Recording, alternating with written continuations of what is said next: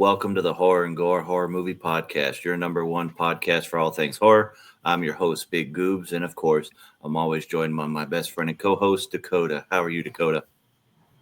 I'm doing good, Goobs. Hope everyone is doing good out there, but it's going to be a great episode this week. Most definitely.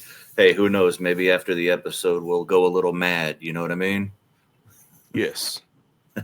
All right. But before we get into that, Dakota has a special message that I don't even know about. So, what do we got, man? So, the Spotify Wrapped just dropped this week, and I got our results for the Spotify Wrapped. So, I'm going to go through all the categories that they gave me. So, first of all, the best episode this year is the Bring Her Back episode with Ian Van Gool. That's our best episode on Spotify. Our podcast has reached 10 countries. So 10 countries is listening to us. Our top 5 countries is number 5 is Sweden. So shout out to anybody listens in Sweden. Number 4 is the UK. 3 is Norway. 2 is Mexico. And then 1 is the United States. So shout out to all y'all. Hell yeah. But I was scrolling to the bottom and it gave us some awards. So our first award is a 2025 binge show. So the little print down here says 11% of your listeners stream 2 or more episodes of your episodes in a single day. So shout out to you guys for binging the podcast. Then our next one is a 2025 marathon show. Fans listen to you for longer than 77% of other shows. So shout out to you guys that done that. And then our last one is a 2025 talked about show, which it says you reached more comments than 91% of other shows. So hell yeah. First of all, guys, we appreciate it. I know that we're in December now and we're going to wrap up the month with some great episodes, but we're not going anywhere. 2026 is going to be here before we know it, and me and Goobs got some stuff planned for y'all and some great episodes, some great guests, and hopefully coming on very soon for a lot of those episodes. But we appreciate you guys not only on here listen to Spotify, but the Apple podcast listeners also, and the YouTube watchers also appreciate y'all also. But yeah, just appreciate y'all, and let's get started with our episode this week. Yeah, big shout out to all of y'all. We love you and appreciate you. But we're gonna jump right into what did we watch this week. So if you got yours pulled up, Dakota, go right ahead, man. I am not going to say anything. I'm just going to say it's our topic. Okay. All right. So I got a couple that are not our topic. So first one. So last night I went to a late night spontaneous movie and I went and saw Rental Family with Brendan Fraser. Such a good movie. It's heartwarming. It's got a lot of charm and not a lot of people are talking about it. So if you have the opportunity, I definitely recommend checking that out. And then I started my coverage for another Hole in the Head film festival. One of the first ones I watched is Kombucha, which is like a horror comedy satire. And it's fantastic. It's available everywhere now on video on demand. And they're having their last theater showing through the festival in San Francisco middle of next week. So, but it's available now for everybody. So go rent that because it's a wild trip. And then the rest are our topic. So okay, we're going to jump right into the news. You want to start this off? To be honest, before we get into our normal news, some broke for us. Like 5 minutes before we got on here, me and you were talking about Netflix acquired Warner Brothers. Yep, they won the bidding war. So we don't know how this is going to shift the whole entire movie space, because for us as horror fans, you got to think of Warner Brothers. They own the Conjuring franchise, like one of the biggest franchises for them. What else are they doing right now? Well, Warner Oh yeah, they're Brothers. about to do the Blumhouse of the Mummy remake from Blumhouse. They're Yep. going to be releasing that. Mortal Kombat 2, which we have talked about in here. Yeah. But the biggest question I got is, it's not horror, but the Batman Part 2. Yeah. Is it cooked? Right. That's the question. And you have James Gunn's rendition of the DCEU, and Warner Brothers has so many titles. It's crazy. So I don't know. I guess it could be worse. It could have went to Paramount and we'd have even more of a monopoly of everything. But So this is why I'm going with this real quick. Sorry to interrupt you right there, because I just thought of this. F1 came out this year, right? Mm-hmm. Was Warner Brothers movie, was also connected to Apple TV Plus and Apple TV, which is Apple's streaming service. Do you think Netflix is thinking about that situation and they're like, let's hop onto that and get a full time? Because one, they could get a bigger theatrical releases. Like, you saw Frankenstein in theaters. I didn't, because there was no showings near me. Like right now, Wake Up Dead Man, no showings near me. Is this the foot forward of like, Netflix is not going to mess with any of Warner Brothers stuff, but they're improving their stuff, like their catalogs and everything with this? And not only that, the biggest thing that everyone talks about is physical media. Yeah. Like right now, as we all seen right now, Stranger Things is happening. The final season's happening. 1 and 2 of the seasons are on physical media. 3, 4, and of course 5. After it's over, it's not going to be on physical media. Is this the foot that's going to be able to get those full physical media releases now? I mean, it definitely could be. I mean, you have two powerhouses in the game, one with the streaming aspect of it that puts out a lot of original content. And then you just have Warner Brothers who can throw money and just say, here you go, do what we tell you to do, kind of thing. So it's going to be a different landscape, but I don't think it's going to change much, because let's be honest, every company in this country is owned by the same five companies anyway, and then they just sell off and they just do a full rotation every few years. So everything is owned by the same people. So I think it's just to add to the portfolio and get even more money for shareholders. I'm glad Disney didn't buy them, though. That's the only thing. Well, they're already getting rid of Hulu, and they own HBO, I think, too, with everything. But then because of their bundles and stuff, but who knows anymore? So, first of all, this franchise I haven't seen, but James Wan is joining the Paranormal Activity franchise as a producer for the movie for the very first time. And this is really big because Blumhouse and Atomic Pictures about Goobs was about 2 years ago. I think so. They emerged together in like a deal type, and of course what we have seen so far from them is Megan 1 and 2. What else? There was another movie recently that they just done. I forgot what it was. It'll come back to my head very soon.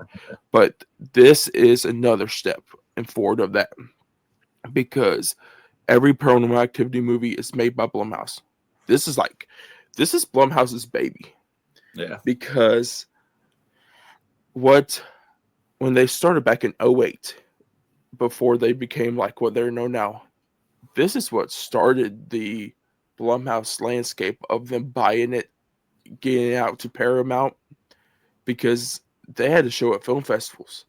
Got it out to Paramount, and now it's It's everywhere. You got this. You got Black Phone 2. You got Five Nights at Freddy's coming out, which is today when this episode drops. Mhm. And with the Paranormal Activity movies, we're on movie number 8 Uh, now. yeah, it would be 8 because you have 4 Ghost Dimension. I think Next of Next of Kin. Kin was 7. I think Next of Kin was 7. So this would Yeah, be so number this 8. is 8.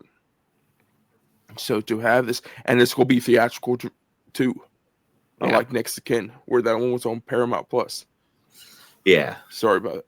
But this Oh, is going to be the biggest thing ever for it. yeah. And me, I'm one of the Paranormal Activity stands. I love them. Some are better than others, of course, but I remember seeing the first one in the theater and just being blown away. And yeah, so I'm down for this one. Looks like we got another movie from Neon coming out May 1st, 2026, and that's the new one, Hokum. Is that it? With Adam Scott. Looks like it's a supernatural horror. I know they Look up just the released, director. I believe they just released some sort of teaser on it, or at least they're kind of starting the wheels on it. Damien McCarthy is the guy, the same one who did Caveat and Caveat and Oddity. yes. And Oddity scared the living piss out of me last year. So I'm excited for this one. I know Neon's been kind of a hit or miss for me, at least. I've liked quite a bit that they've put out, but some are not my jam. But this one with Damien McCarthy in there, I'm down. And Adam Scott is low key a fire actor. Like, he's so good. He can do comedy, he can do spooky, he can do it all. So I'm down. What about you? How do you feel about it? I'm excited for this. I haven't seen Caveat or Oddity. I'm gonna watch them very soon. I know Oddity is on Shudder. I think Caveat is also. This seems like the first theatrical release for is it David McCarthy you said? Or Daniel Damien, McCarthy? Damien Damien? McCarthy. Oh, Damian McCarthy. This looks like his Yeah. first theatrical release, especially under the Neon umbrella. And it seems like right now, if you're like a upcoming like director that's doing really good, you gotta be under that Neon slate right now because it looks like if this movie's scarier than what as people think is, this dude might outdo Osgood Perkins Yeah. in those movies, and we might start getting more movies by him, but with Neon. But I'm excited for this. Haven't seen the teaser trailer because I didn't go see Keeper, but I don't know. I might stay every way. I might stay actually away from marketing for this one because of Yeah. how good I heard it is. Yeah. Because Damien McCarthy's a slow burn, like very eerie filmmaker. I've only watched half of Caveat because I've always started it late at night and I always get too tired, so I have to pause it because his are very slow and atmospheric. But Oddity was one of my favorites from 2024. So sign me up. Oh, before we go in the next piece, you know what shot in Caveat scares the shit out of me? Even though I haven't watched it, I've seen the picture. What? It's the woman. It's the woman looking up, and she's like Oh, smiling or some shit. That's yeah, shit creeps me out. dude, he's so good with it. In Oddity, there's a few scenes, but one of them is a tent scene, and you'll know it when you see it. Fucking terrifying. Oh shit. But but what do we got next, man? Ooh, this is good, and it's a good and it's bad because I'm gonna rage in a minute because after I read this, Sam Raimi and Jordan Peele will be producing a feature film adaptation of a short film, Portrait of God, which I haven't seen. I haven't seen the short film. I've heard of some people watch and say it's really good. Yeah. It's gonna be made by the same director. I like Raimi. I like Peele, but what I'm getting mad is Jordan Peele's producing this, right? Hmm. Where the fuck is the fourth movie? I need the Yeah. fourth movie. I love all the stuff that you've been producing, but damn, it was supposed to come out on Christmas your new movie is, and it was supposed to push back to next October, and then you drop it. It's like, are we getting a fourth movie, or you just want to be a producer from now on? Yeah. Yeah, I get it. Like I said, anything that his name is attached to, I'm gonna go watch. And I've enjoyed everything. I finally watched him. I was late on the game, but I enjoyed it. I really liked it.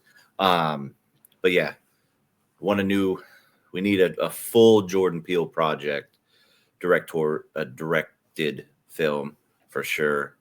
But this one, Portrait of God, is a creepy ass short film. So I'm interested to see kind of how they're going to expand on this short film. Um, it could be, I mean, my personal opinion, I think Lights Out is one of the better movies that was adapted from a short film to a feature film, which Lights Out scared the shit out of me.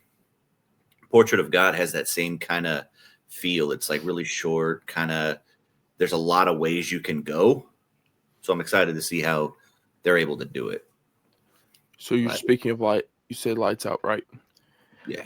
Hopefully this director, sorry about that. No. If this movie can be as good as the short film, hopefully this director, when he gets more projects, he's a lot better than David F. Sandberg. Yeah, it looks like Dylan Clark is the guy who did this one. And I don't know anything else that he's done other than this. It looks like he did a segment in Bloody Bites, which is Screenbox, little short film thing. But other than that, I don't see anything that I recognize. So hopefully, fingers crossed. But next, we have a new horror movie, and god damn it, I can't believe we're talking about this one. So there's the new craze is taking all the IP addresses that aren't trademarked anymore, the Mickey Mouses and everything like that. Well, we're getting a universe with serial killers and not the Netflix type series. We're getting actual horror movies. Jeffrey Dahmer, Jesus Christ, and Ted Bundy. That's what I'm thinking too. And Ted Bundy are in production. Now, I remember hearing about this from our good friends over at the House of Ghouls, and I think this is just a terrible idea.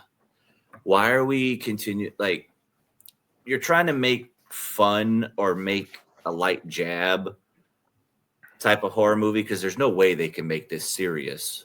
You know what I mean? But to put it in a way of actual fucking legitimate monsters of, Jeffrey Dahmer and Ted Bundy, that's fucked up. It's super fucked up. You know what I mean? Oh, this it actually makes me want like punch something actually hearing this news, because first of all, if you want to do your Winnie the Pooh movies, if you want to do anything else, like your Mickey Mouse movies, all of that, I'm down with that. I'm down to watch that. Yeah. But first of all, you copy Annabelle. Jeffrey Dahmer's spare into a doll, Annabelle, right there. This is stupid as shit. It seems like, to be honest, if you took the Ryan Murphy shit and the Ryan Murphy shit is maybe more entertaining than what this is going to be. Ted Bundy. Yeah. I'm just thinking in my head, what this movie is going to be about is Ted Bundy. Is he going to be possessed into a little actual bunny? Is he going to be possessed into a bunny stuffed animal that my mind's going right now of every serial killer that has been ever in the United States or even the world and what they could do with it. Yeah, it's terrible. I'm not behind it. This has, Tubi written all over it, but not in a good way. There's some good Tubi movies out there. I love me a good Tubi movie, but these movies just straight dog shit. I hope this is never on But- Tubi. True, that would definitely pull Tubi's rating down for sure. But forget all that noise. The next one, I haven't watched this trailer, but go ahead. What do we got? Oh, is this Ready or Not too? Yep. Fuck yeah. I love Ready or Not. I love Radio Silence. This trailer, I reacted to it yesterday. No, 2 days ago now. This trailer is so fucking good. It took a concept that you could do in any movie, and especially with a sequel to this, is perfection. I'm glad Radio Silence took back this movie, except the other, I forgot who's going to direct it before, I'd write it before. I think they won't write it, but different director. But Samara Weaving's back. Are you going to ever watch the trailer for the Scoops? Yeah, I'll probably watch it. I was keeping away from it but I'll watch it. But you can go ahead and talk about it. I'm all good. Catherine Newton's character. Yeah. I'm just going to say this. I'm sorry, Goops. No. She's Samara Weaving's sister in this. Okay. And I'm just going to tell you, I was like, her sister. I'm like, where the fuck was she at in the first movie? And how does she end up in this? That's why I'm wondering too. There's so many questions, but funny. And another thing about Radio Silence, they love to like have explosions, like bodies exploding. Because there's another one in the trailer. I'm not going to tell you who, but there's one in the trailer. Oh, I think I know who it was. I saw a quick glimpse. Duran. Yes. Yeah, that's I did First see a Knives clip. Out. No, not Yeah. Knives Out. First Ready or Not. Explosions. Abigail. Explosions. Which I think this and Abigail is actually in the same universe, they said. And then that found footage Bigfoot movie that they produced. Oh, Body yeah. explosions in that also. The only one they didn't have body explosions in was Scream. True. I kind of wish there was one though. I know. Let's hope that we get it. Oh yeah, but I'm excited. I like the first one. I really like the first one, and then Samara Weaving is becoming a bona fide scream queen with everything that she's been in. So I'm down for that. But the next news, of course, This is you. I am super hyped about the next movie. We had a full trailer of 28 Years Later, The Bone Temple, come out. And I absolutely love the first one. It's in my top 10 this year, hands down. I am so excited to see the lore and the explanation to Sir Jimmy Crystal in this one. For y'all that don't know, that was my Halloween costume this year. That was perfect in your trailer reaction, by the way. The poster. You would be Yep. I had to.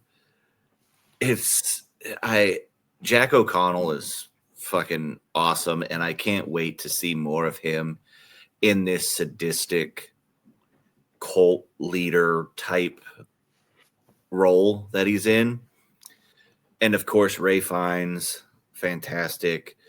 You're picking up pretty much right after everything kind of happened, with Spike going back to the island and leaving his dad and all that stuff. So you're picking up right when it left off. And I'm thinking that for the people that didn't like the ending of the first one, this movie will play the role in finish or helping them understand why that tonal shift happened and where it all came from.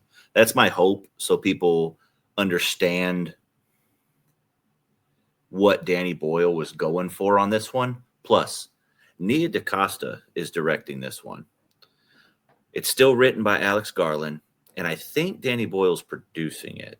I think he's still attached to it as a producer, but Nia DaCosta is directing it, and she did fantastic in the Candyman reboot or prequel, whatever Sequel. Legacy sequel that she did. I don't know the terminology on these things half the time, but to be honest, when that came out, I thought there was a remake until I watched it. I'm like, same. What's a sequel?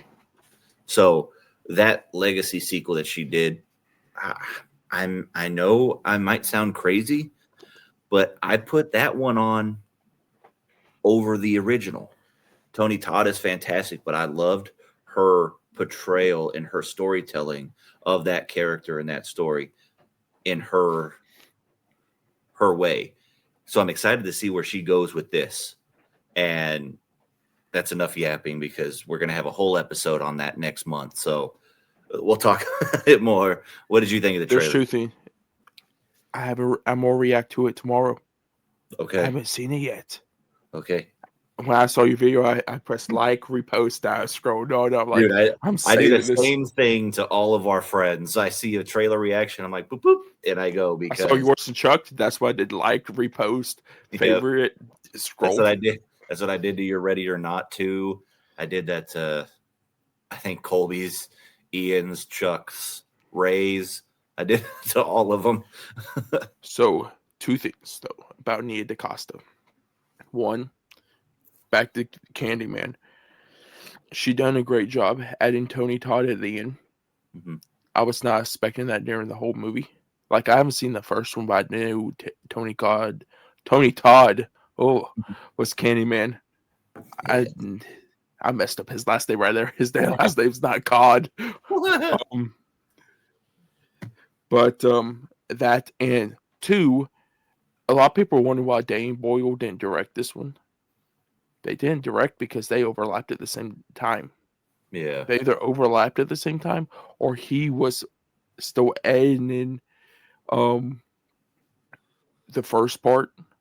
So he couldn't do the second part. Yeah. So I think, to be honest, I think he saw Candyman and he loved it so much, so he wanted to bring her in for the second part. Because he asked Garland if he wanted to do it, but Garland doesn't want to do it. He's like specific on what he wants to do now. Yeah. And real quick, not to throw a little caveat, but at the moment we're recording this, it is Tony Todd's birthday. So are you serious? Mm-hmm. Yep. I didn't even know that. Yep. He was born December 4th, 1954. So I didn't even know that. Happy heavenly birthday to the icon himself. Yes, happy birthday. But I didn't watch this trailer, the next one we're going to talk about, because I want to go into this one as blind as possible. I know the premise for the most part, but I want to go into this as blind as possible because people are talking about this movie as it's the best one of 2026, and we haven't even got there yet. Go ahead, man. So I'm just going to say this. It's just a little clip of the movie. It looks like it was. It's going to be confusing just off a clip. Kind of is a little bit, but the tension building, the everything in this clip gives off like what Corey Barker did in Milk and Cereal.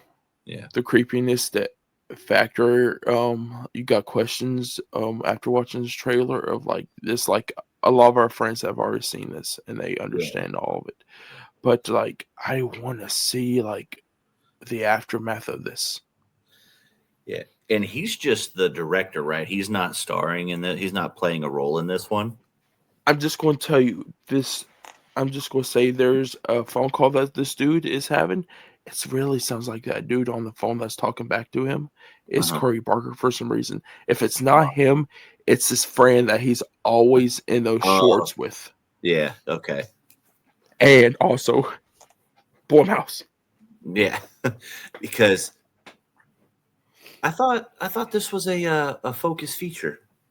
Yes, but Blumhouse is also doing it. Oh, really? Because, of course, remember, he has that deal with the other movie that they're going to do. Oh, that's right. That's right. Because I'm excited. So Curry Barker's Milk and Cereal was fantastic. And with him doing both playing, starring in it and directing, doing that whole thing, it was fantastic. But I'm really curious with how his mind works, with how he came up with Milk and Cereal, what he's able to do when he can just go full-blown creativeness on the directorial side. You know what I mean? So this one I'm Yeah. more excited for, especially after seeing Milk and Cereal. I didn't see his other short film, The Chair. I haven't watched that one yet. But this one, excuse me, sorry, looks fantastic and sounds like it's going to be good. I know the premise of it, but the premise doesn't even make sense without seeing anything. So we have to wait till June, I think, right? Is that what it May is? 15th. And May. when I go in that theater on May 15th, I better be going to an absolute banger. But before that, I better get a certain trailer. And it's for Focus Features, not Feekers. I don't know where the hell I'm just like spitting off words today. Um, Werewolf. Yes, dude.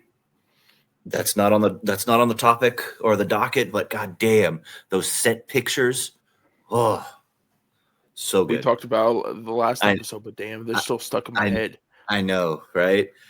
And man, it's gonna be Robert Eggers' period piece of a werewolf movie. It just take my money now, and it'll all be fine. But Focus any Feature, Focus Features is going to definitely have probably the two best horror directors in like their type of genre have movies released next year. Those two yeah, movies might be the top two for everybody, for a lot of people. I know this is gonna be a great this upcoming year with how I'm gonna say it right now in December of 2025. I think. I mean, we've had some absolute bangers this year, but the way that 2026 is shaping up, it might even top this year because we have so much coming out next year. And who knows what little indie projects are going to sneak in there. We could have a few marshmallows pop in like this year, you know what I mean? Pop Or in next kombucha. I've been year. hearing that has just like you said that sneaked in. Dude, I heard one person talk about it and then didn't hear about it for a little bit, and then I saw a few other of our friends talk about it, and I was just like, okay, cool. And then when I ended up looking into the film festival, I was like, oh, that's that movie. Let me ask for it. And of course, they hit me up with it, so it all worked out for that. So dude, so good, Do you want worth to it. know how big that movie has gotten? Probably.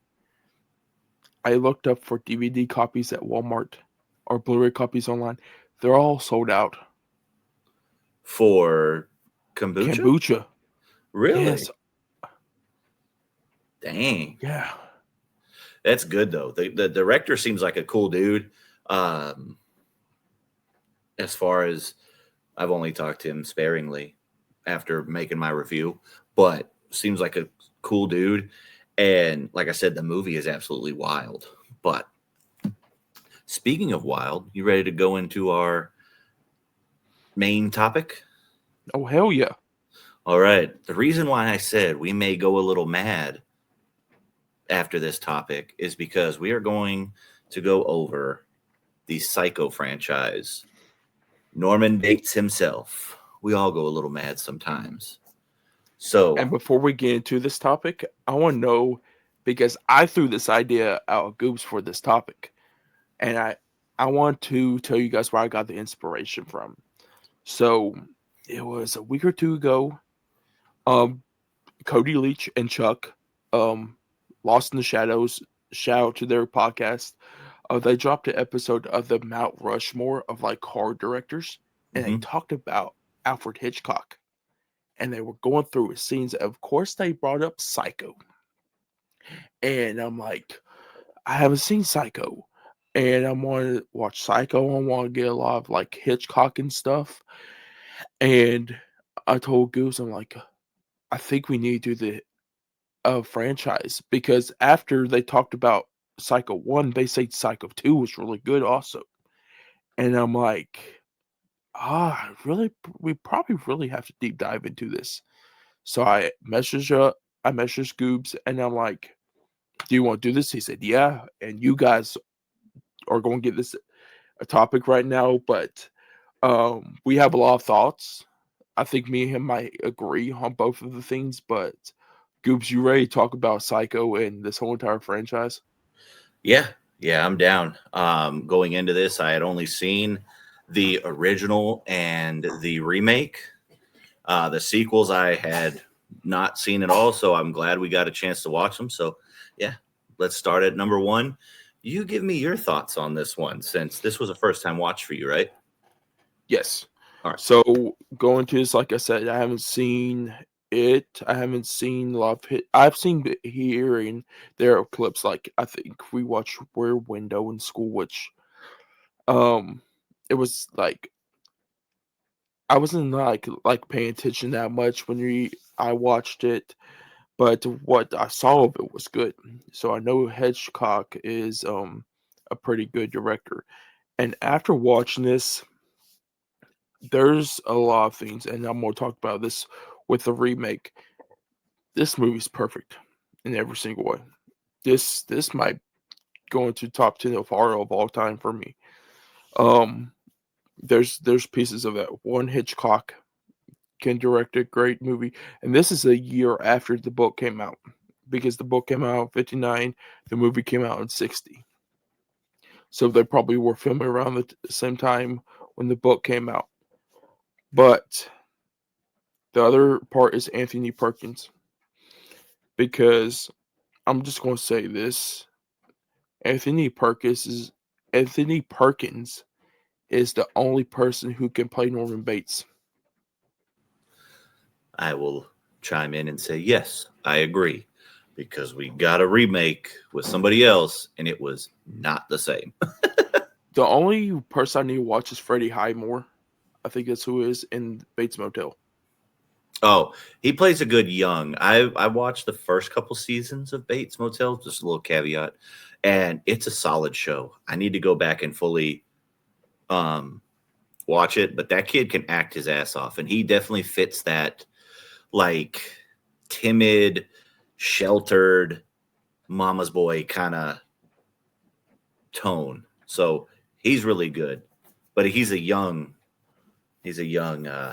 Norman, teenage age in that show. But yeah, Psycho is so good. The score is one of my favorites of all time. I don't know what they do to compose it. I don't know if it's strings or whatnot, but that just the quick little, not just in the shower scene, but just as her driving, just as her kind of going around the hotel They room, open the credits. yeah, everything is just it. They call him the master of suspense for a reason, because he is creating that suspense and that tension through his score without just any, with just the title card running through, and you're just like, what the hell was this guy on? And it's not just this movie, it's his other movies too. I know you haven't dove into the catalog a lot, but yeah, his other movies are the same kind of style. Like he's just a mastermind. And Anthony Perkins is the perfect Norman Bates, 100%. Like like you said, nobody can touch him as an adult Norman Bates. I didn't mean to jump in there, but go ahead. I just wanted to agree with you. There's a question I just thought of, but I will ask you about this a little bit later, and it's about his son Osgood, because I know you don't like Osgood as a director, but we will get to that when we talk about Psycho 3, because of course he did direct Psycho 3. Yeah. You want to talk about Master of Suspense, and this is what I'm on. When we get to the Gus Van Sant remake, we will talk about this part also.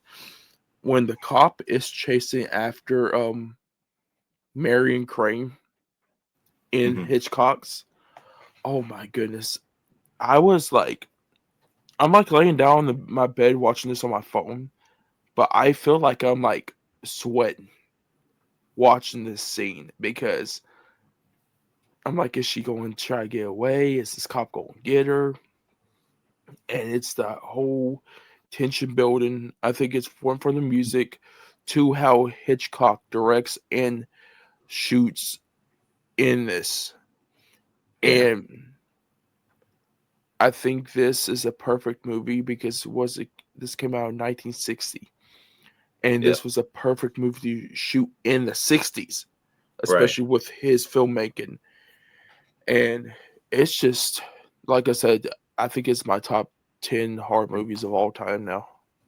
And the dialogue in this one between Anthony Perkins and I can't remember the actress's name. Janet Leigh.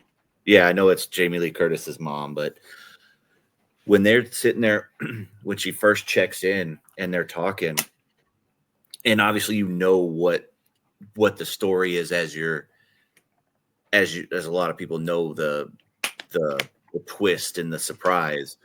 When they're sitting there talking and they're talking about his mother and this, that, and the other, it's like it's so wild to think of how he came up with that dialogue, knowing what was about to be the climax at the end. You know what I mean? Like talking about his mother and how he makes her feel, or how she makes him feel, and all this stuff and the trauma and everything, just to find out that that she's dead already, and he's like absolutely nuts, and just a masterful way of storytelling. So we already got. Sorry to interrupt you right there. I saw this during the whole time I was watching this movie. I wanted to say the question, for you for this episode. If this was ever remade again, my first point I will talk about it when I talk about the remake from '98. But two, I know who would play a perfect Norman Bates. I'm about to say Patrick Bateman. Norman Bates. You know who is? And he looks like him, and I think he could give the perfect mannerisms of Norman Bates. I got one, but what's yours? Jonathan Bailey. Okay. He kind of looks like Anthony Perkins. The way Anthony Perkins was doing in this movie. And it's not Jonathan Bailey from Wicked. It's Jonathan Bailey from Jurassic World. Yeah. You want to know mine? Who? Barry Keoghan. Have you seen The Killing of a Sacred Deer? No, but I heard he's pretty diabolical with that. Motherfucker. And also, you've seen Saltburn too, right? Or have you? Yes, I have. That motherfucker gets diabolical with that. So I feel like, I don't know how old Norman Bates is in the original Psycho. He's got to be in his 30s or something like that. You know what I mean? So the age range is there. But yeah, Barry Keoghan, I think, could do it because that motherfucker can get in his bag and go absolutely diabolical. And we already know what he does to bathwater. Oh, my God. Okay. Norman Bates in Psycho is 28 years old. Okay. And let's see. So he's 28. So he was 28 in the first Psycho, but he was 22 when he killed his mother, which that's weird because in Psycho, we're going to talk about in Psycho 4 here. That character is not even 22 years old. Right. It's like in his teenage years. See, Barry Keoghan's only 33, so that could work. And you know what's so weird? You know why Anthony Perkins was so good at it? Huh. He was 28 years old when he played this part. Nice. So Hitchcock knew this is why Hitchcock could be, like people say, one of the best directors. He probably knows how to get a good movie. Yeah. Yeah, definitely. This one, there's a reason why this one is so highly regarded just from a filmmaking standpoint and why people study Hitchcock as a filmmaker. And real quick, it's pretty awesome. Forgot when it is, but if you go to the Universal Studios in Hollywood, They actually have the Bates Motel and the fucking house and everything on there. We took a tour a few years back. Is that in California? Yeah, dude, it's so cool. Like you see it and it's set up, and then it even has the hill with the house on the hill and everything. It's so cool. And sometimes they did, at least when we were there. Sometimes they have an actor playing Norman Bates, just kind of roaming around the hotel as the fucking tour comes through. And we went during the COVID year. So when we were going through the tour, he was up on the hill at the house just doing the. Oh, that's creepy, because in Psycho, I'm gonna say something. When we hit Psycho 2 was the scariest thing when I was watching that movie. Okay.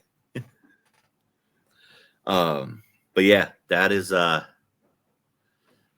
Psycho is just iconic for a reason, and it's definitely one of the, I'm not going to say Mount Rushmores of horror films, but I think a lot of people draw inspiration in how to get suspense from Psycho itself. I don't know, it might be.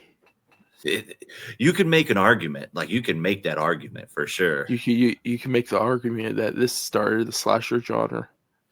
Yeah, because this was before Black Christmas. This was 14 years before Black Christmas. Because I know a lot of people deem Black Christmas being the first slasher. Right? Don't people? Yeah. Yeah. But I'm trying to think if there was any other. I'm sure there is, but I don't. My brain doesn't go back that far. No, because I think it was this. Black Christmas, Texas Chainsaw, then Halloween. Yeah. Like with the big hitters. Yeah. So, but yeah, and I like the way that Hitchcock is able, especially in this story, bring the paranoia and the psychological aspect through this story. Such, like, put it up front with it, because you're just going like, man, is this guy really fucking that crazy, or like, is he the one doing it? Like, your brain starts to go. And then further on down, obviously I know the sequels aren't Hitchcock, but going off of the initial story, they're able to play into that paranoia and PTSD and trauma and stuff throughout the sequels, which I really enjoyed. A few of them more than others. But you ready to go into number 2, or you getting more comments on the OG? We will talk more about the OG when we get to the remake, because there's a lot of slimmer stuff I want to talk about between them. Yeah. All right. But so go ahead. Number 2, holy crap. Dude, do you want to hear my hot take? Oh, yes. As a story, because this was the first time I've watched 2, 3, and 4. And I just watched them a couple of days ago, so they're still pretty fresh. Number 2, as far as a story goes and how they're fleshing out a lot of Norman Bates as a character, I found that story and that movie more enjoyable than the first one. I'm not saying it's better, but I find it more enjoyable than the first one, given the fact that it's getting a lot of this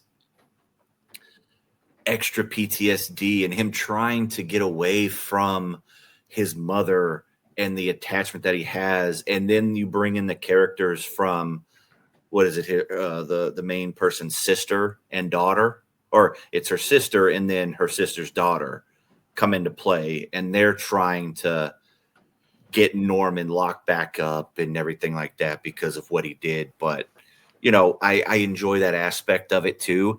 And then you're going, okay, is Norman really fucking, is he now that everything is totally like clean and washed and he went through the loony bin and, you know, did all that, is he fine now?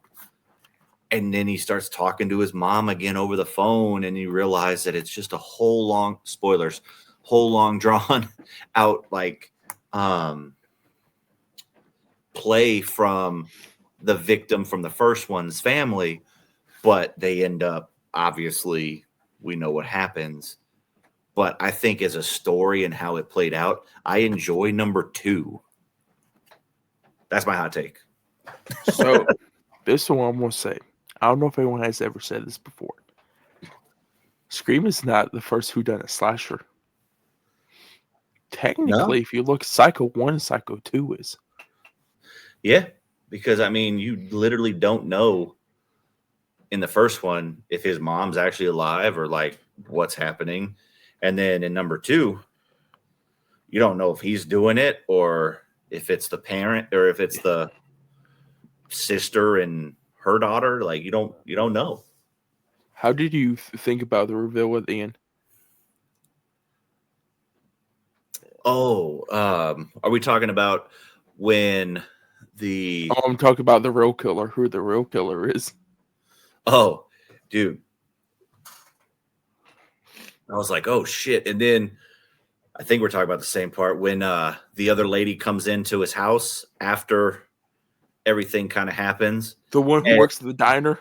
Yeah, the one that works at the diner and was like, I'm actually your real mom. That's who we're talking. That's what we're talking about, right? Yeah.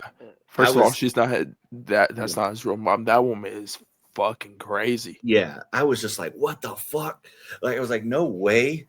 And then she decided that she was going to sit down in his house. First off, leave that man alone. You already know the crazy shit that's been going around with Norman Bates and that name in that area. Just leave it alone. Just drive on by. Because when he That's what the sheriff tells everybody. Yeah. Just go. Leave him alone. Leave this guy alone. Dude, is it the second one? No, it's the third one. It's the third one. There's a part in the third one that absolutely killed me.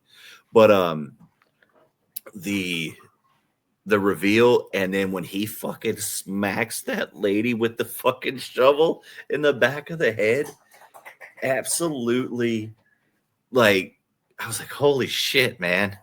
Like, it was wild. I was not even expecting that at all when he's like, well, she's like, oh, I done it. I'm your mother. And you just see him pick up the shovel. Wham! I'm like, yeah. Once he was like, you want some tea? And then move the Lipton tea out of the way and grab the little tin. I was like, oh, this lady's dead. I was like, this lady's fucking dead. And I thought it was just going to be poison. Let alone it was. That's what I thought too. Let alone it was poison and a shot to the back with a shovel. I'm like, oh my god. Oh, and this is where I think this is one of the most creepiest parts of the movie. Is after he takes her up to the house when he stands outside of the house and it's the thunderstorm. And it's like the dark clouds behind him and you just see a shadow standing outside with the house. Yeah. The use of shadows, not only in the first one, but the second one also, and the use of angles in the camera shots, it keeps you on edge. Like, you don't know what's real and what's not, but like, you know, what kind of is going on, if that makes any sense. Yeah. This movie, it would never skip the first one, but if you want to talk about out of the whole franchise that can give the first one a battle, it's this one. Yeah. This is a very honorable sequel to a classic. Like I said, I enjoyed on the first time watch. I was more shocked by this one than the shock of what happened in the first one. You know what I mean? The first two are solid. When we move on, you ready to move on to the lesser of? Yes, can I have can I ask you a question real quick? Okay. Of course, this is directed by Anthony Perkins.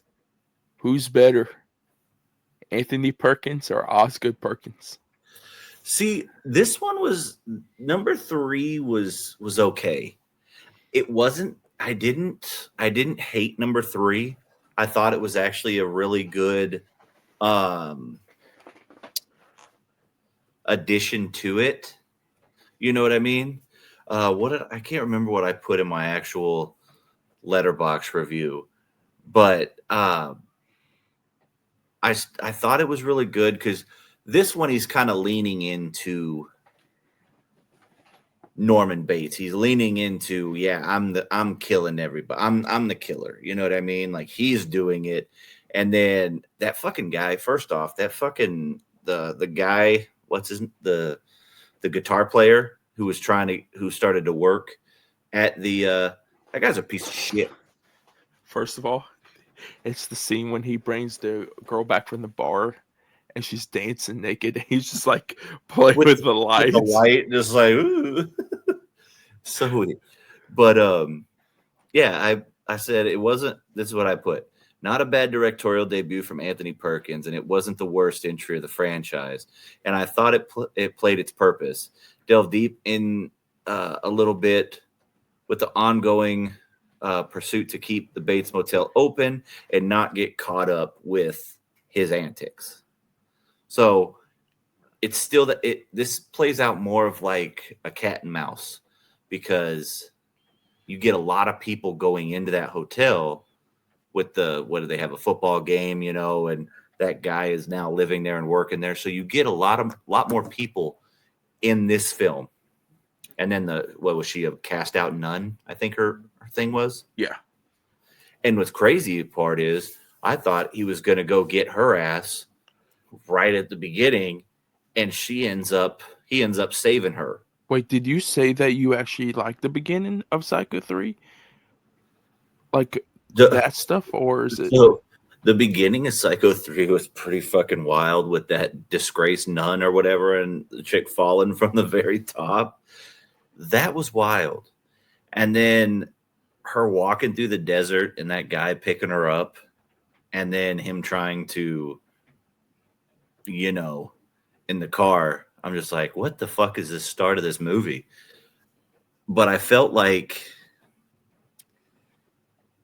it played into her. I don't know. She had trauma and she was trying to off herself. And then Norman found her and saved her. And then they had some sort of connection going. And I'm trying to remember how it all played Norman out. Wanted to kill her. Yeah, he wanted to kill her, but she was already trying to kill herself. And then, oh my, no, this movie can get wild. First of all, that first 5 minutes, even before she meets the guy, I don't understand why that's in this movie. It's so confusing. You got to have a disgraced nun somewhere. Then it's her when she's sitting there and Norman's coming to kill her, and she's hallucinating, and it's the Virgin Mary standing right in front of her with a crucifix. I'm like, I know. And it gets right to the very end when she's sitting there and she's like, Father, do you think it was a sign that the Virgin Mary told me to go back to normal?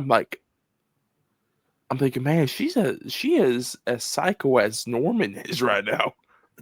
Yeah. Yeah, it was, like I said, this one wasn't the worst by any means. The part that I was talking to you about that fucking killed me was when, I can't remember who it was, but she's like, he's still killing people, blah, blah, blah. And the sheriff's like, no, just leave this man alone. And he opens the ice chest and he goes to grab the ice out of there. And there's the body. It's like the hands. The bloody ice and he just puts him out. I'm like, yeah. I'm like, it does not taste like a little bit of irony or right? Something. I'm like, you don't taste the copper, dude? Like, what the hell? It's the reporter. That reporter got on my fucking nerves. Yeah. There's a character that got on my nerves even more, though. Is it the guy? Not in this one, in the remake. Oh. He got on my nerves like a motherfucker. You'll know who I'm talking about when we get to there. Okay. But because they all try to just, granted, it's warranted. The guy has killed a bunch of people and he's just a psycho, no pun intended. But just leave him alone. Don't go over there. Don't go looking for trouble, and you won't Find it. Also, I'm just saying, from the very beginning, from the first one and then the remake, all you got to do is not steal the money and you won't wind up dead. You know? Yeah. Like, actions have consequences. We may not always Or know what don't even those. stop at the hotel. Just go straight to Yeah, was just it keep on. Fairview?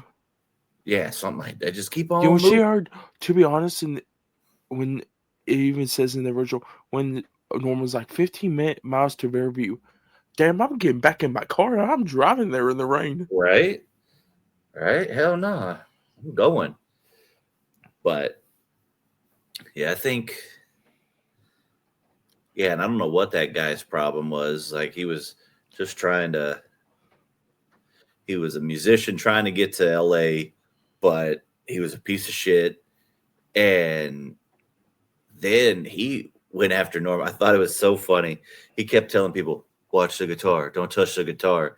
And then Norman fucking beat the shit out of him with the guitar. And he's still trying to say, not the guitar. It was it was a good one. Good parts on that. But this one, it's not a bad entry, but it's very forgettable. Ooh, Bless sorry you. about It's very forgettable, you know. I think the first two are phenomenal. 3 and 4, very forgettable, in my opinion. oh, you want to go in number 4? Yeah, I'm ready. Do you want to start? Do you start? Because Okay, I have a I little got bit. some thoughts. I have a little bit of a caveat here and a little bit of a confession. I got 3/4 of the way through this one, and I did not. I did not finish it. But I went back and read what happened at the end. So you could, I'm sorry. I didn't like the continual flashbacks back and forth. I didn't like the radio style interview. It was so fucking weird. They were trying to make that like him wrestling with his mom in his underwear, and then her trying to like, you're gonna be a girl when I tell you to be a girl. It was just so like, you can cause trauma without being, and I may be talking out of my ass because I didn't finish the movie, but you can cause trauma without like making it that type of relationship with his mom. You know, that's kind of weird. And it just, I was like, okay. And I didn't like I said, I didn't like that how he called into the radio station under the false name and was like telling his story about how he killed his mom and the boyfriend and the lover. You know what I mean? Like, I miss anything in this movie? Or what are your thoughts on number 4? The whole thing you don't like, I actually like. Oh, really? Yeah. No, I like that. I like the radio sequences. I like the flashback because we get so much of Norman talking about this, right? Yeah. And we never see it until this one. And pisses me off that this one was the only non-theatrical release. They shoved this straight on Showtime. Oh, really? I didn't know that. Yeah. So this was the only one, 2, 3, and even the remake were theatrical. Which, after watching this one, I feel like this could have been a theatrical, or at least like a straight to DVD, or no, it'll be VHS at the time Yeah. release more than a TV. You don't even feel like a TV movie. Yeah. You know, Okay, and another thing, go ahead. having Elliot play younger Norman Bates from E.T. Dude, like I said, he didn't fit the casting. Okay, maybe this is just where I'm coming from, because like I was telling you, the Bates Motel show shows a young Norman that age from Psycho 4. Like, it's that same age. And excuse me, the relationship portrayed in that show, yeah, it's fucking weird, but it's more of a smothering, controlling mom, not like this one that's trying to control him in that type of way. Like, you're going to wear dresses when I tell you to wear dress. You know what I mean? It wasn't like that. But if you think of the movie, because when I rewatched the remake, because of course the remake is just shot for shot of the first Basically. one. Yeah. The fourth movie kind of goes along with the lore. It feels like Bates Motel took a little bit of the lore, but made its own thing. Yeah. I feel like this one does go along a lot better with the whole entire series, like of movies, especially what Perkins is Bates is more than Highmore Bates, because Highmore's Bates is kind of like you said, the smother and all that. It's more kind of like a Bates that they could have made into like Bates Motel did good, but Yeah. if it was very successful, they could have remade Psycho and all of them with Freddie Highmore, but Yeah. they just didn't decided to. And I mean, Vera Farmiga's in that too, so that's also a plus. And that and it's the dude remember My Soul to Take, the Wes Uh, Craven movie when the kids were all born on the same day. oh yeah.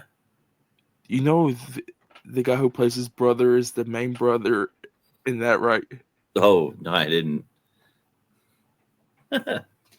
Well, also, and I'm pretty sure I didn't look it up to verify, but the mom in Psycho 4 is the same lady from Yeah, it's the It, Olivia Hussey. the It miniseries and Black Christmas. Yes. Yeah, and yeah, I don't know. I just didn't vibe with it. I I read what the ending was, where the lady basically gets him to realize that he's not his mom and that he's his own person, and kind of like he gets away from the ties with his mom. Is that kind of what happens? Okay, no, I'm gonna tell you what it is. How far did you make it into it? Tell me where you stopped. When they were Did the basic, doctor leave yet? I got to the part where he was describing the relationship, and then when he was like, she made him take off his clothes and get in the bed because he was in the rain, Oh and damn, then you're like halfway through it. yeah, So I you got got hope. yeah. First of all, Norman's gonna be a dad. What the So this is why. So what happens is the person, you know how he mentions he wants to kill somebody yeah. during it. It's his wife he wants to kill Huh. Okay. because when they got together, they agreed that Norman didn't want a child because he always thought that his thing was genetic from his mom. Yeah. So he didn't want a child with that. So his wife stopped taking her birth control Mm-hmm. and she got pregnant. And Norman found out and he got pissed. So of course that all happens like the radio show ends. He chases his wife down, right? Because he takes her back to the Bates house. Yeah. And he chases her around there. And then she talks to him and tells him, oh, it's okay. And he cuts out, he doesn't kill her. He's like, oh, I have to finish this. It burns the house down. But I'm going Yeah. to just tell you this. During the house burn down, he's trying to escape. He about dies in this. But there's things popping up right from him. And I'm telling you, it's one of the most goofiest things ever. It's like the SpongeBob things of like when the Yeah. Flying Dutchman comes out of nowhere. It's like one of those.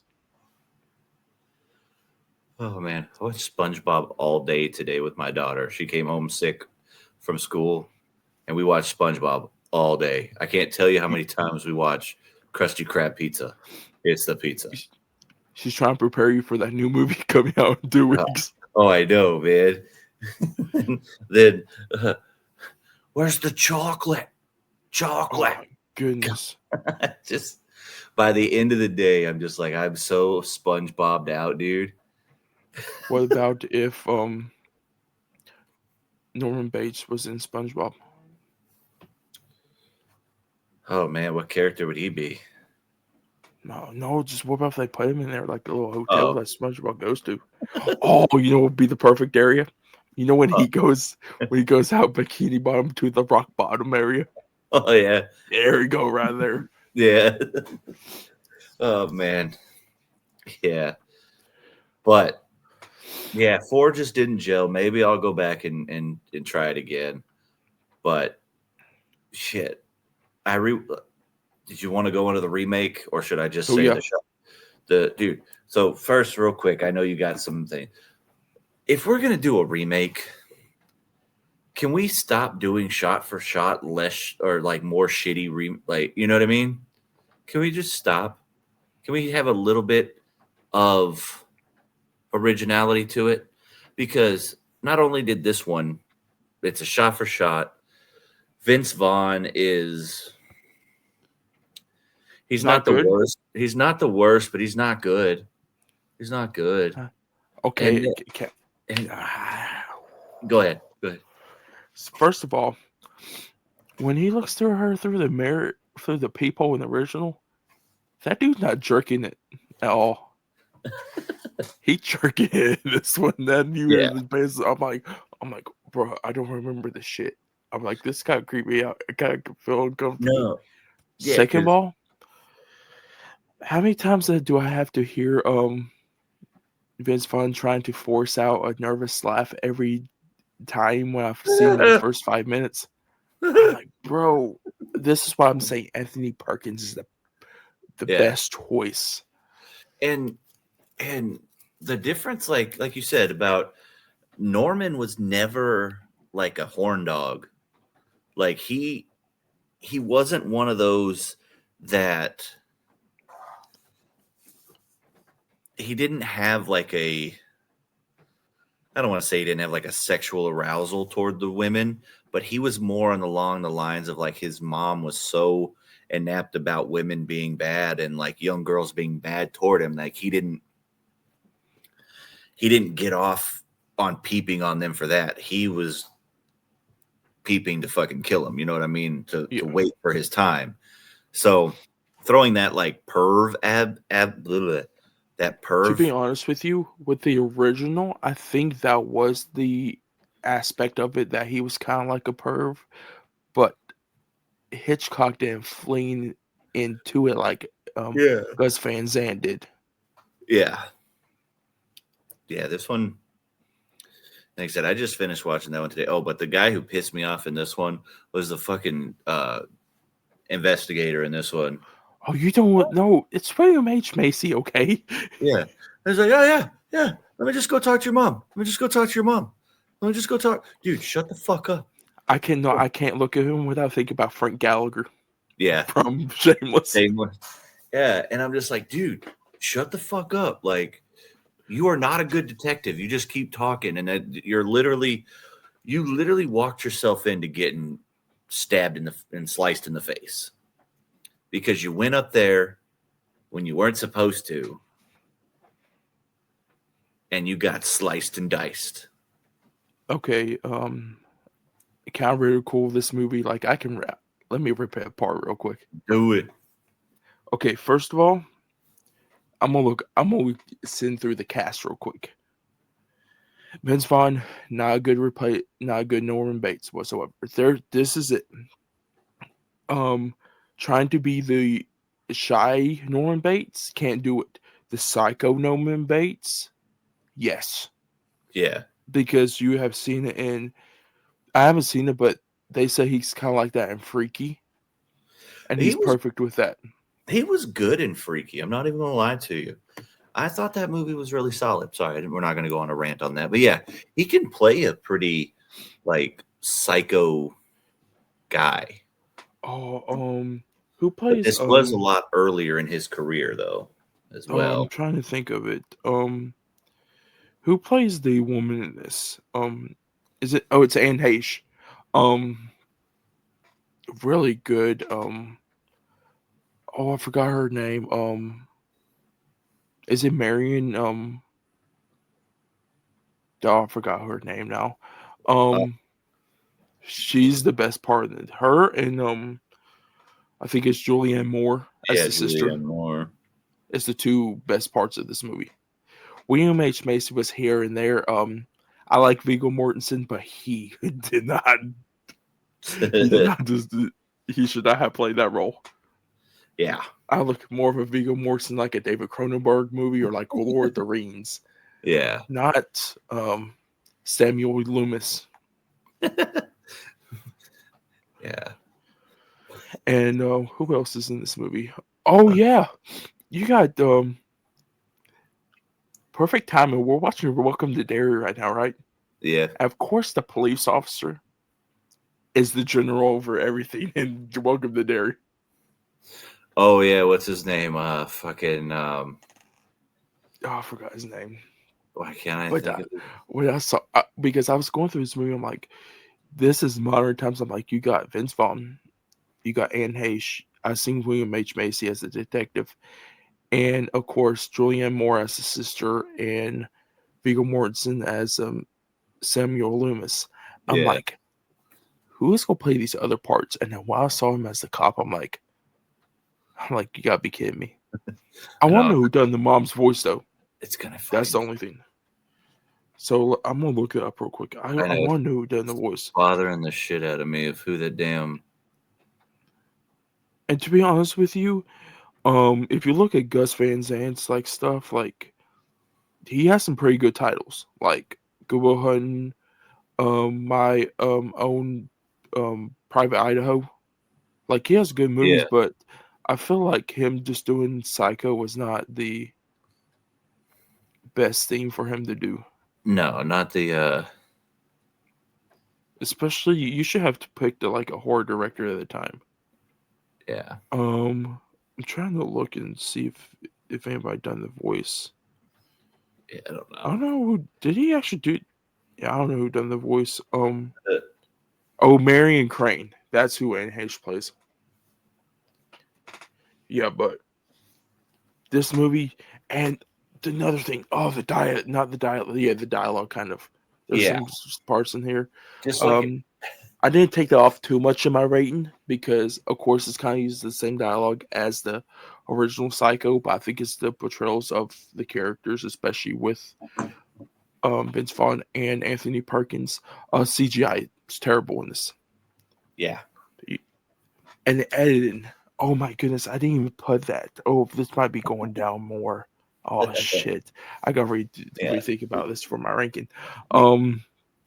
My thing is, how can you do a shot-for-shot remake and it be that much more terrible in the dialogue aspect of it, the editing, the story, like everything? How do you do a shot-for-shot and it's not good? Oh, and you want to talk about the house? It's not the same damn house. It pisses me off when I first saw the house. To be honest with you, when they remade this, do you think they should have remade this during the 1960s, like set in that time frame of the 1960s, like the original? Because I did not like the modern era of the 1998. Like the modern aesthetic. I feel like if you're gonna do a remake from a movie within the 60s and whatnot, you kind of have to not put it directly back in there, but you can't like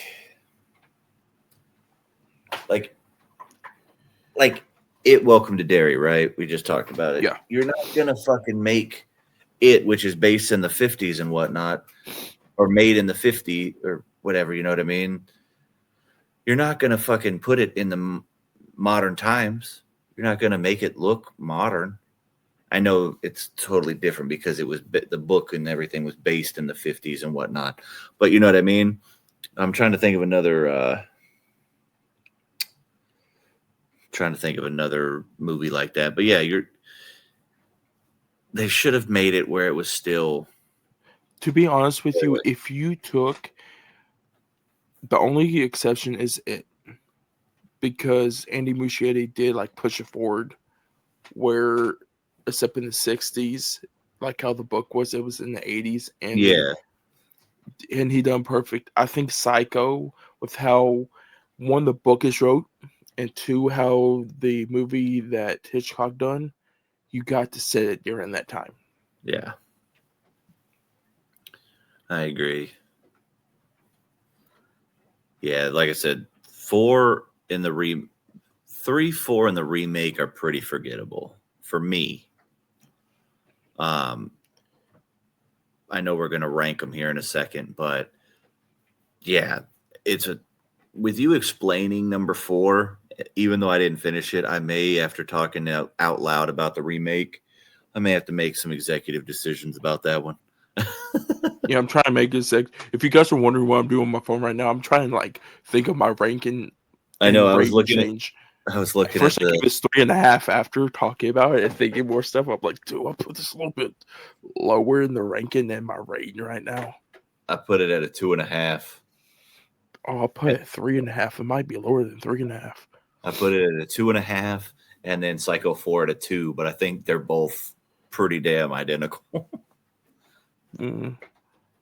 But yeah. But all in all, I think Psycho is a solid franchise. The first 2 are absolutely iconic and just have. The first one is flawless. The second one, it has flaws, but it's still a great sequel to hold up to the original. But did you want to go through our rankings? Did you get it all figured out? I did figure it out, but I did update it to a 3-star. It went down 0.5 star. But the one thing I'm gonna say though is the one shot that I thought was really creepy is when Anne Heche's Marion Crane is when she first arrives to the Bates Motel, and she looks up there, and you see Vince Vaughn as Norman Bates dressed up walking. Oh yeah, through that way. I'm like, fuck it. I'm like, if I saw it, and Vince Vaughn is tall. Anthony Perkins is tall when he was live, but Vince Vaughn is tall, and to see him walk around in that dress and that wig, I'm like, and I watched this in the dark too, so it's kind of creeped me out a little bit more. Oh yeah, I'm gonna say another thing besides the editing. This might actually never mind. It's won't go down to 2.5 after I talk about this. I just thought of this. The film grain. It didn't know what film grain it wanted to use. It didn't know if it wanted to go back to an older type or if it wanted to stay newer. Yeah. It had a good, kind of like an HD type of vibe, for the 98, but I felt like it put a glossy finish over it and a white finish over it, and I didn't like that whatsoever. Yeah, it wasn't. Like I said, now talking to you about it, it wasn't good. It was basic. Yeah, it wasn't good. Yeah, while I was watching this, I had to rewind some parts. I was not going to rewind, but I'm like, damn. I'm like, I kind of want that. To be honest, with this in the original, there's one part that I can't get into, and it's when him and her are in the parlor area and they're talking about his mother and his hobbies and everything. I just can't get into both of those scenes, even with the Perkins and Janet Leigh version. Yeah, I can't even get into that. And it was worse because Anne Heche's character, you see more. This is why I think Anthony Perkins is a better Norman Bates. Anne Heche is a better Marion Crane. Yeah. If you took both of those, because I feel like this is the problem with Janet Leigh's and Vince Vaughn's characters, is they don't show no emotion during this. He does a little bit when he gets mad, but the quirkiness and everything, Anthony Perkins definitely does. Yeah. But the concern and everything, Janet Leigh didn't show that, but Anne Heche did show that in every thing of that conversation. Can we talk? Speaking of that, you know how in the end of the original, you have Anthony Perkins kind of do the little look up and the little smirk. Oh my god, I thought fucking shit. I'm like, this is terrible. Dude, Vince Vaughn's is such dog shit, man. And that's CGI. That wall, they have a green screen behind him. I can tell you that's a fucking green screen. Dude, it was terrible, man. I'm just like, god damn. And then it's funny because you even look up the IMDb page of the damn movie of Psycho, and that's the fucking head. That's the headline. It Are you shows that fucking right. That serious? yeah, like that's the first thumbnail of the trailer. It's terrible. That pisses me off so bad. Like this movie's pissing me off. Like some Yeah, people like love this movie. I don't get it. And I don't know if it's like people that like Gus Van Sant or a lot of people just don't like Vince Vaughn in this. Yeah, That's the main part they don't like. But it's like if you look at, especially us after like rewatching, like you rewatching both of them, but me going through the whole entire franchise, because I think it's the premise.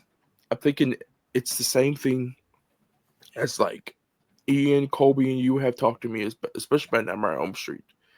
Like a lot of people hate the remake and love the original. Like I love the original, but I watched the remake first, and I enjoyed the remake. So I don't know if it's the people that have watched the Gus Van Sant version first before the Hitchcock version. Where like for me, I watched the Hitchcock version yeah, before the Gus Van Sant. So that high expectation of what Hitchcock put, I was expecting for this one, yeah, and especially with Gus Van Sant as a director, and it just didn't seem that way at all. yeah. No, for sure. What? Did you want to go into our ranking? I think Yeah, I already got it. I think I know what our rankings are going to be. There may be a few different, but you want to start off with yours? You can start. You can start off with number 5. All right, it's the remake. Yeah, it's a remake for me now. And then number 4 is number 4. Number 4 is number 4. Number 3 is number 3. Number 3 is number 3. And then, you know, like I said, We're going to throw a curveball on us. I could go with how I felt before, what I said before, and say this is the ranking that I enjoy them the most. You know what? Fuck it. It's my ranking. If you don't like it, subscribe anyway. So my number 2 is going to be the OG. My number 2 is Psycho 2. My number 1 is Psycho 2. My number 1 is the OG Psycho. Yeah. Which is fine. Like I said, that's the better movie. You know what I mean? That's the better technically made movie, iconic movie. But there's just those little details within with the second one that I had a better time with. So that's what I'm going to base mine off of, is which one I had the better time with. You mean piss you off more with the remake? Go ahead. Oh, this pissed me off. Anthony Perkins, when Norman Bates finds Marion Crane's body, right? And you see him put his hand over his mouth, like I got the image up right here. Yeah. That's iconic. What's Vince Vaughn trying to do? Throw up during that whole scene? I know. Dude, like when he goes out, I about bust out laughing. When he goes out and he's sitting outside, he's like this. I'm like, bro, what are you trying to do right now? Yeah, he did not play this role very well at all. And I think obviously it's almost impossible to live up to it because of Anthony Perkins. But do you think there was going to ever be a sequel to this before it got like ripped apart? I'm glad they didn't. I'm glad they didn't, and I'm glad they stuck to the show because, like I said, the show's really good. I need to actually finish out the show, but it's worth the watch for sure. But do they need to remake it? Remake the show? No, remake the movie, but set it during the 1960s. Nah, I say we just let this one be. I want a remake of Alfred Hitchcock's The Birds. That's what I want a fucking remake of. I don't know. I feel like right now, if you find the right director, you can direct this. Oh yeah, you could definitely direct. But you gotta find a hard director that loves this, not just any like your Joe Schmo person over here. You gotta find kind of like you know who could do it with Jordan Peele. He could definitely dive into the psychological aspect of it for sure. Let's just hope it's not Osgood Perkins taking the Ooh, mantle. I just saw this. Do you think Coogler could do it? I don't think you want my opinion on Ryan Coogler. Wait, no. Sorry. Why did I think of somebody else totally? No, I don't think you. Ryan Murphy, didn't you? No, I thought it was a fucking Zach Kreger. I thought you were talking about No, Kreger. Ryan Coogler. I was like, I don't know why. Kreger, Coogler, give me a break. And you want to know, who do Anthony Perkins? Give it to Jack O'Connell. Dude, Jack O'Connell's so good, dude. I think he could do it. But, yeah. Well, any last words on Mr. Norman Bates? No. But if you guys haven't watched Psycho yet, definitely go watch the OG. Yeah. Just watch the one first and two. Watch the first two and then forget the other three existed because they're not even worth it. Number one, you can rent or buy. And number two is available right now with a subscription on Prime. Yeah, I think it's like Indie Flix app through Prime. That's what I did. So, yeah. But let us know what you guys think about Psycho as a movie and as a franchise if you've seen it. But if you're watching on the YouTube, drop a like, hit that follow, or subscribe. You hit the subscribe. Hit the subscribe and the bell on that so you get notified anytime we post a new video. If you're watching on the audio, Spotify, Apple, drop that 5-star review. Continue to listen to us. Keep coming back. We drop episodes weekly. We thank you guys so much again for continuously joining us. Follow Dakota and myself. All of our information will be in the show notes down below. Dakota, what's up? And also, when you drop your rating on Apple, I was looking at this today. Leave us a little note with your rating on Apple. Like, let us know how we're doing. Yeah, right. What else you want? Yeah. If you give us 5 stars, let us know why. Is it because I have a beautiful beard and Dakota is Dakota? I don't know. If you gave us 1 star, is it because I'm bald now? Like, what is it? Yeah, tell us. And yeah, but no, in all seriousness, we appreciate you guys. This has been a great experience on the podcast. We're still very new at everything we're doing. We're trying to grow. We're trying to figure it all out. So you guys as our audience, let us know what you guys want to see, what we could do better. And I got one more thing. So from last year, from the rap, I thought of this when I was looking the rap last year. Like, there was no rap for the podcast last year. And I think I was on like 5 episodes. Like, you guys know the backstory of me going solo for a little while. Then we had another co-host, but then me and Goobs are in here now. In this past year, this podcast has a lot of growth.